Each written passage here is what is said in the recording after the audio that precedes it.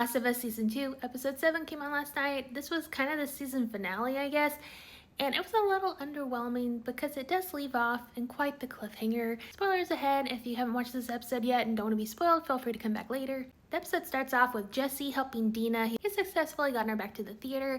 She was shot in the leg with an arrow, and he's trying to get the arrow out of her body, and he does kind of figure out, like, oh, you're pregnant, because he's, trying to sanitize the arrow, and then he tries to give her, like, alcohol to drink to help with the pain, and she just refuses. So he knows in that moment she's pregnant, because there's no way Dina would be turning down some free alcohol normally.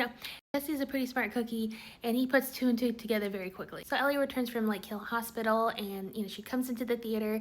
She finds Dina. She goes to check on her. Dina's helping Ellie because she has all the cuts and scratches and stuff all over her. So Dina's helping clean her wounds, and Ellie's just talking, and Ellie admits to her she did not kill Nora, because we all thought she probably ended Nora's life. She didn't. She did beat Nora enough to where she did kind of mumble two clues that might have been helpful. She said the words wheel and whale. Ellie confesses to Dina that it was basically really easy for her to hurt Nora, but it wasn't the right thing to do, nor did it feel good to do so.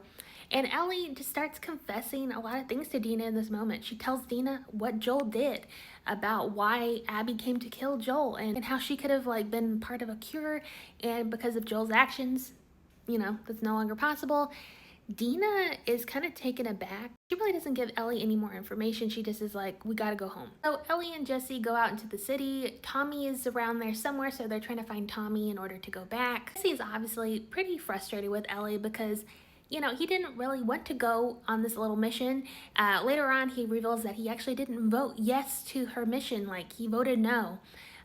He tells Ellie, yeah, I know that Dina's pregnant, and Ellie confirms it. And he's like, I just want to get my baby to safety. I want to get out of here. So, clearly he's just frustrated with Ellie. He kind of views Ellie as a pretty selfish person. We have an argument later where he kind of is just talking about the community, because Jesse is very community-minded. He's very intent on protecting the community that he lives in. And Ellie is really not that stressed about the community. She's not really thinking about the community. She's thinking about her community, which was her and Joel. Jesse tells Ellie that he doesn't really love Dina the way that she loves Dina. He has warm memories of when their love kind of first started, but obviously he cares for Dina. He just doesn't quite love her the way he used to. Jesse and Ellie end up in a bookstore where they're flipping through a Sesame Street book with Grover on the title, and it says the monster at the end of the book. It's a book where Grover is talking about how people are turning the pages to find the monster at the end of the book, and then it turns out Grover is the monster at the end of the book. So some self-realization that I think Ellie is going to learn near the end of her journey. While they're in a parking garage, they see some wolf Seraphite action. A young man dies, and Ellie kind of blames Jesse for not stepping in and helping the young man, but Jesse's there are 6 of them versus 1. We can't go in there and help. And this kind of fuels their argument about community versus what Ellie's doing, and Ellie's you're only concerned about your community. There's some arguments there. I saw someone talk about how Ellie has been viewed as this special person. She's been treated that way by Joel and Tommy and some other people that have viewed her as this cure. And so now that Joel's gone and now she's kind of with Jesse, who doesn't know anything about her specialness, it makes sense that Ellie's not really had to think about too many other people but herself, and so she's not necessarily community minded like Jesse is. She's really just thinking about what she needs, what she wants, and not necessarily the bigger picture. And Jesse and Ellie find themselves kind of up high. They're looking over the city. Ellie figures out oh, a wheel. The whale, she sees a Ferris wheel and a whale, and she realizes that Abby's probably at this aquarium, and so she wants to go find her. Jesse obviously is Tommy just told us where he is. Let's go to Tommy. Ellie is I gotta go.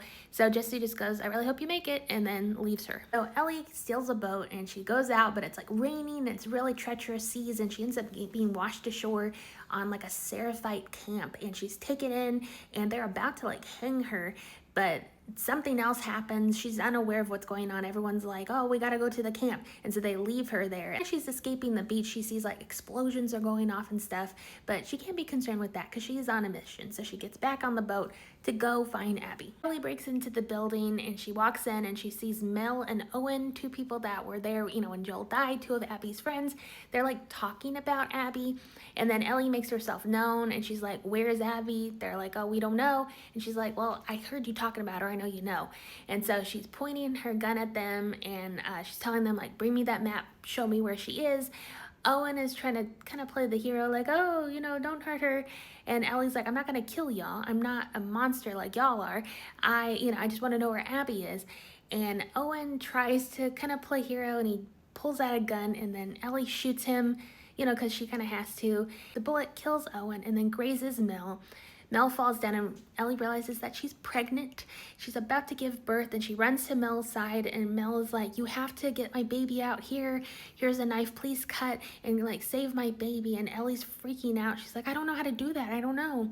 And it's just a heartbreaking scene because Mel, she's dying and she's like, "You're doing a great job. You're doing a great job. Is he out yet?" And then she dies. And so Ellie's not able to save her or her child. And Ellie's just devastated. This is another devastating thing that's happened on her journey for vengeance, and she didn't intentionally try to hurt either one of them. It just kind of happened. And so Tommy and Jesse find her. They've come to get her and take her back to the theater. She's just very distraught. They're back at the theater.